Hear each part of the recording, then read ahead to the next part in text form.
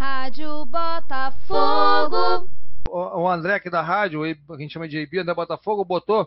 Eu vou até ler, porque é só para as pessoas terem ideia do que estão falando, que o Rangel está falando. Para você construir isso tudo, você precisa ter um profissional qualificado, você precisa ter uma pessoa de marketing, comercial e de marketing, para poder girar esse negócio. Você precisa de pessoas capacitadas, com a visão do negócio, com empresas dando suporte para ele de como é que está o mercado, qual o direcionamento que tem que dar, como é que o mercado está caminhando, saber exatamente onde está acontecendo isso. O fato da gamificação que foi falado, até a própria Rádio Botafogo, que não tem nada a ver com isso, que é uma comunidade, a gente está pensando em fazer uma gamificação utilizando, e aí o Dupin, a ideia do Dupin, do Flávio Dupin, utilizando a história do Botafogo, fazendo perguntas como se fosse de RPG, que você vai conseguir criar as histórias, mas era de uma forma interativa. Mas quando você vai para marketing, é uma outra história diferente. Então o André fala assim, ó, o departamento de marketing do Botafogo, não obstante estar de posse de um equipamento moderno, como o estádio Newton Santos, moderno, já foi muito mais moderno, obviamente, mas ele é moderno em relação à média de mercado. Aliás, eu vi hoje que você postou que o Flamengo parece que vai construir o estádio dele na Barra. Então, assim, o Botafogo precisa correr muito rápido, porque vai ter um estádio novo, a princípio eu não sei aonde, mas na Barra. Eu não consegui acessar, já vou te falar logo, porque quem não é assinante da Veja não consegue acessar a notícia. Só vi que do lado do Via Parque. Do lado do Via Parque, naquele terreno do Detran. Ah, é? Aquele terreno do Detran ali? Cara, aqui do lado da minha casa. Do lado da minha casa. Jesus amado. Nossa, né? Também, que verdade. Você também tem casa aqui. Pois é, não obstante, aí fala assim, privilégio entre clubes cariocas praticamente não gera receitas novas no clube. Também demonstra capacidade de suprir nossas lojas, da sua própria franquia com quantidade e qualidade de material esportivo demandado por sua torcida e mesmo tendo um programa sócio-torcedor atrativo, não consegue alavancá-lo. Muito por conta do amadorismo que rege os mecanismos de comunicação e interatividade do clube, com o seu maior patrimônio, nós, os torcedores. Aí ele fala qual a importância de um departamento de marketing profissional, sólido e com vistas ao seu público-alvo para sucesso de administração de um clube de futebol hoje e no futuro. Quer dizer, a pergunta que ele estava fazendo, exatamente o que você estava falando, e aí eu vou deixar o Fábio falar aqui agora, é isso. Se a gente não tem profissionais qualificados, não adianta você ter um estádio de futebol, você ter uma torcida, você ter uma marca, se você ficar focado no clube social, você dar ao Botafogo as horas que lhe sobram do dia a dia do seu trabalho. Rangel, tem uma coisa muito importante também, que você descreveu muito bem, sobre a evolução dos últimos anos do futebol brasileiro. Mesmo que aos trancos e barrancos, a gente está abraçando o profissionalismo. E aí, eu sei que você e a sua empresa são especialistas na área. Eu queria falar um pouquinho de compliance, conformidade e transparência. Como é que você vê os balanços patrimoniais publicados pelos clubes brasileiros, e em especial o Botafogo, que nos interessa? Como é que está sendo essa evolução desses relatórios contábeis nos últimos anos, e o que eles ainda têm que caminhar, qual o sentido que eles ainda têm que tomar para justamente serem informações confiáveis, transparentes, que o mercado profissional vai exigir para ter aquela confiança em investir. Deixa eu só fazer só um parênteses aqui em relação à questão do estágio, né? E aí respondo da questão do balanço. Quer dizer, estágio, eu brinco muito na conversa com o presidente de clube, com o executivo. Estágio de futebol é que nem casa de praia. É só dar prejuízo. E se você não usa bem, o prejuízo é maior ainda. Então, ele isoladamente, como um estádio ou em bom jogo, ele sozinho ele não gera nada. Inclusive, ele vai te gerar trabalho, vai te gerar prejuízo. Não na questão do jogo em si, mas depois ele tem manutenção. É uma série de custos que a gente não contabiliza no borderô do jogo, mas quando se for somar aquilo, se for só um lugar para você assistir um jogo, ele não é lucrativo, né? Então, o grande valor do estádio, e aí vamos falar um pouco do que eu respondi antes, como é que você pode tornar aquilo como um grande centro gerador de conteúdo? Então, eu vou dar um exemplo aqui, no clube brasileiro, que é o clube, Uma das coisas, por exemplo, que ele está fazendo, é um clube que tem uma estrutura nova de digital.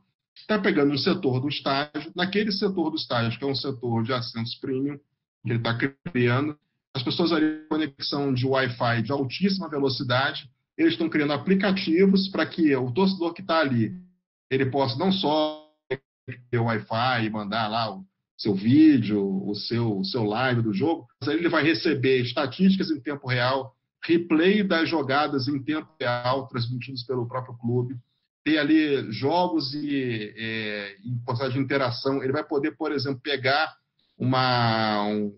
se ele filmar o gol do time, e esse clube tem lá um telão, tem lá uma estrutura de projeção, ele vai poder mandar em tempo real para o clube, e o clube vai passar a visão do gol dele, do replay, que ele bateu da arquibancada, que eu acho uma coisa bem legal, dentro do telão do estádio, no momento que ele puder. Então, são coisas que... O que você vai fazer aqui? Você vai querer naquele lugar, você vai pagar provavelmente muito mais caro, ou vai ter acesso ali via um pacote sócio-torcedor muito mais caro que o padrão. Isso tudo são estratégias, né, usando tecnologia, nada disso é barato, mas tudo isso se paga no longo prazo, e aí você precisa ter profissionais não só de marketing, mas de comunicação, de tecnologia, de finanças, para poder fazer esse business case. Tudo vai trazer dinheiro. Então, quando a gente fala da necessidade do marketing, na verdade, um clube precisa ter profissionalismo um nível muito elevado em todas as áreas, porque hoje o negócio, futebol, é um negócio complexo. Só botar 11 caras em campo e ficar correndo atrás da bola, isso é fácil. Vai fazer dinheiro com isso e poder competir não só com os grandes clubes internacionais, como os grandes clubes aqui do país, com Boca, com River, com Atlético Medellín. Daqui a pouco a gente vai estar se criando, provavelmente, a Champions das Américas, junto com a briga, o patamar da briga está o patamar da que ela suba. E aí eu vou falar um pouco do compliance. Quer dizer, como é que a gente consegue, por exemplo, vamos falar um pouquinho, vamos pegar o exemplo de um outro clube, pegar o Palmeiras. O Palmeiras ele tem um acesso a um capital bem interessante, que por motivos que não cabe aqui a gente citar, né, injeta um dinheiro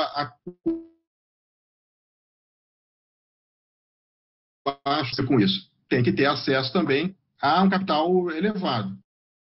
Esse exemplo que vocês deram, entrar no mérito da família Moreira Salles ou não, porque a gente está envolvido de alguma forma, ou pode estar envolvido com essa operação, então eu tenho algumas questões de sigilo que eu não posso entrar nesse mérito, mas independente de seja a família A, B ou C, ou seja o fundo A, B ou C, existe hoje muito dinheiro no mundo, doido para entrar no Brasil, em clubes com marcas reconhecidas, com torcida, como o Botafogo e vários outros, querendo injetar dinheiro de diversas formas, e com contrapartidas diversas, seja contrapartidas de imagem, de jogadores, dinheiro que não falta. O que falta hoje para isso acontecer? Credibilidade. E credibilidade, como é que você constrói?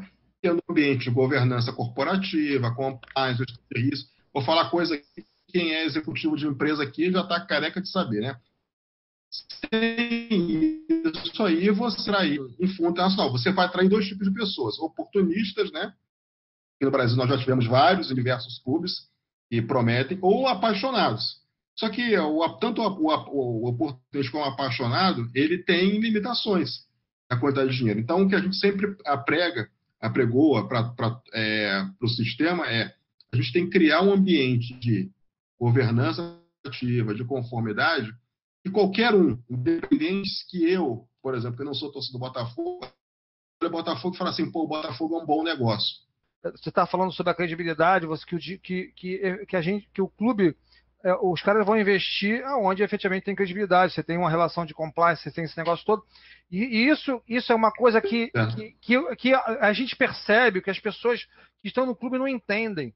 Essa é uma dificuldade que a gente tem no mercado de futebol do Brasil, especialmente do Botafogo. E é uma coisa importante que você falou aí, que você destacou, que de alguma maneira vocês estão envolvidos de alguma coisa sobre o que está acontecendo com relação ao que foi noticiado sobre os Moreira Salles. Eu acho importante estar entrando nesse caminho. E eu quero deixar já claro, aproveitando aqui, nada a ver com a UI, que a gente tem falado para o pessoal do Botafogo. Existe... O Botafogo, como você falou, o clube social tem 3 mil sócios. Né? O Botafogo são 4 milhões de torcedores. eles confundem ser donos, os sócios proprietários, ser dono do clube social e ser dono do Botafogo. São coisas completamente diferentes. Né? O clube social é uma coisa, o Botafogo é uma outra coisa completamente diferente. E aí você tem uma divisão, porque uns querem o Botafogo forte, tentam levar para o profissionalismo, e outros tentam buscar ainda continuar ali agarrado a um negócio que não é seu, já atrapalhando o Botafogo. E quando a gente vê alguém pensando em fazer alguma coisa profissional como no Botafogo, é realmente importante. E como você falou, o clube com o Botafogo, se você não vai comparar em termos de torcida com o Flamengo, apesar, para você entrar no Flamengo, um patamar é muito grande, o custo vai ser maior para o cara que quer investir na marca, mas o Botafogo pode oferecer talvez a rentabilidade, um retorno tão bom quanto em relação à proporcionalidade do dinheiro que ele vai colocar.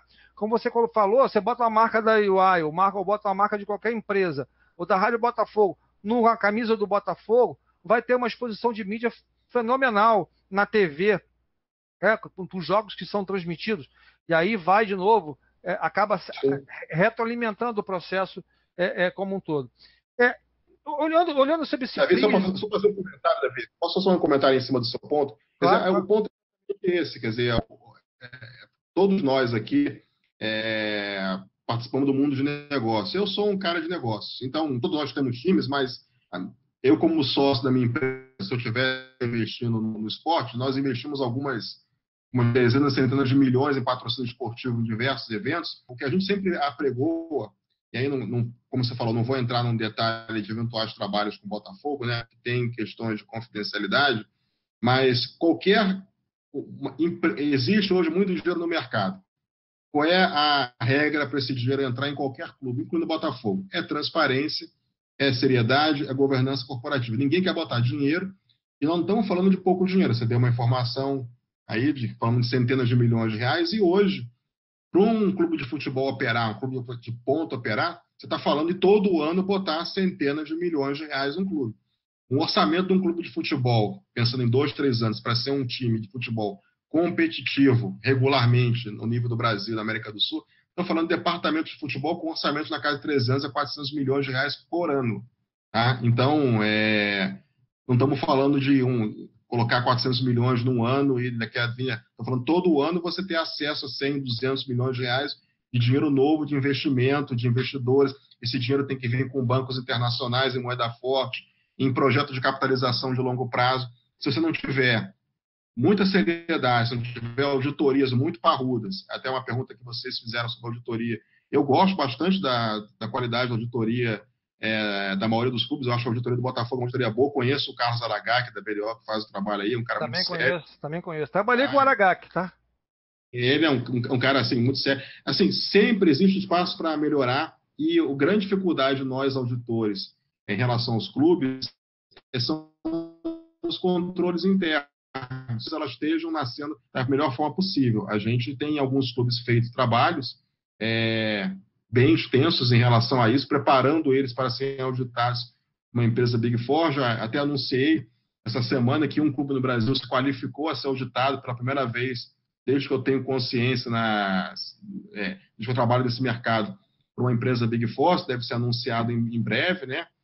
Qual é o clube, mas isso aí passou por implantação de sistemas. O clube teve que implantar SAP, teve que fazer trabalho de governança corporativa, teve que implantar um programa de GRC, teve que implantar um programa de integridade, teve que alterar o estatuto social. Então, é a jornada de anos, muito dinheiro. Esse clube já implantou o SAP? Para a parte corporativa, sim, porque senão não teria condição de fazer do diligência da auditoria por Big Four. Para que isso? No final, assim, para que eu quero ter uma auditoria de uma UI, ou de uma Price, uma KPMG, de uma Deloitte? É porque o cara vai bater na porta lá de um Lloyds Bank e falar assim: olha, eu quero construir um estádio, eu quero R$1 bilhão a uma taxa de juros internacional Libor mais X%. Você que é um financeiro, você sabe bem como é que é isso. Em vez de ir lá no banco XPTO ali de BH e pegar uma taxa de juros a Selic mais 2% ao mês. Isso aí faz toda a diferença do mundo. Isso no mundo isso já foi reconciliado. Posso falar isso porque é público, porque o público já declarou que esse é o modelo que eles querem seguir, o Atlético Paranaense. O Atlético Paranaense se mira muito um trabalho que a gente está fazendo de ser como o Bayern de Munique, em termos da estrutura societária. Como é que o Bayern de Munique faz? O Bayern de Munique ele tem uma entidade que é o Clube Social, o Bayern de Munique, e tem o Bayern de Munique AG, que é uma empresa de capital. O clube social tem 75% do Bayern de Munique AG, da empresa. Os outros 25% são divididos entre 3 patrocinadores de Master, Audi. Quem que é? Agora me deu um branco. São 3. São Adidas, sei quem que é. A Allianz, que também tem o names rights do estádio do Bayern. E esse clube empresa, que tem uma participação, que membros do clube social sentam no board, mas os patrocinadores, os empresários, os fundos, conselheiros independentes sentam no board, ele é gerido como uma empresa.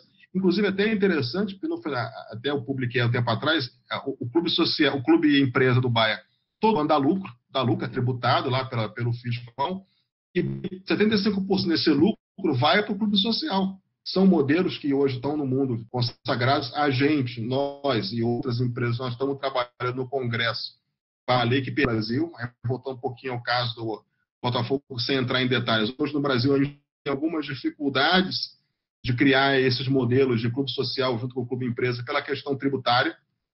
Hoje no Brasil não existe uma proteção tributária, montar um clube social e de forma que você tenha uma engenharia de impostos adequada. Hoje os clubes, vamos pegar assim, se eu pegar o Botafogo hoje e colocar ele como um clube empresa, ele vai pagar imposto. E o imposto não é pequeno. Isso, nós estamos falando, a gente já fez várias aquisições de clubes brasileiros por entidades externas, mas são clubes pequenos, clubes de Série C, Série D, clubes de geração de jogadores, clube fatura 1 milhão, 2 milhões e tem uma ineficiência tributária de 20 pequeno, o investidor está interessado em outras coisas. Agora, se eu pego um Botafogo que fatura 200, 300 milhões e coloco dentro de uma estrutura societária, tributária, de uma empresa normal, isso vai gerar uma ineficiência tributária de 30, 40 milhões por ano. Enquanto essa lei não resolver esse problema, e a lei não é uma isenção, mas é um nivelamento dentre todo mundo que é clube empresa e clube social, um modelo tributário novo, desestimula os clubes de Série A fazer um movimento agressivo, porque isso acaba gerando riscos ou ineficiências tributárias. Isso vai se resolver, de novo. Tudo isso está se resolvendo, porque tem uma frase em inglês que eu adoro, que é money talks, bullshit walks. Todo mundo sabe que tem dinheiro, o dinheiro é grande, tem problemas para resolver, e quando o dinheiro fala, os problemas todos se resolvem. E é nisso que nós, como atores do mercado de capitais, estamos trabalhando. Cara, tem muito dinheiro na mesa, vamos tirar os problemas da frente, vamos tirar as pessoas da frente que pensam de forma retrógrada. Isso, naturalmente, a gente vai resolvendo, expelindo isso do sistema, não só nós, todo mundo, porque, de novo, lá na frente tem muito dinheiro. Aí eu não posso entrar no mérito da discussão do Botafogo, porque a gente tem algumas coisas aí que podem ajudar ou não esse processo, mas, assim, é um caminho irreversível. Vai acontecer, seja do jeito A, B, C ou M, a coisa vai acontecer para todos os clubes. Digo, para a maioria, porque alguns não vão mudar. Quando abrirem os olhos já vai ser tarde demais, e aí vão estar lá como as empresas, como a Standard Oil, como empresas que foram maravilhosas e grande tradição, mas que hoje ocupam as páginas da história do mundo empresarial. Do futebol não vai ser diferente. A gente tem vários clubes hoje que são partes bonitas da história, mas que não estão mais entre nós na Série A, e outros aí vão vir. A gente espera que o Botafogo esteja dentre aqueles que vão fazer parte desse novo mundo. Depende do Botafogo, depende de qualquer clube fazer esses movimentos.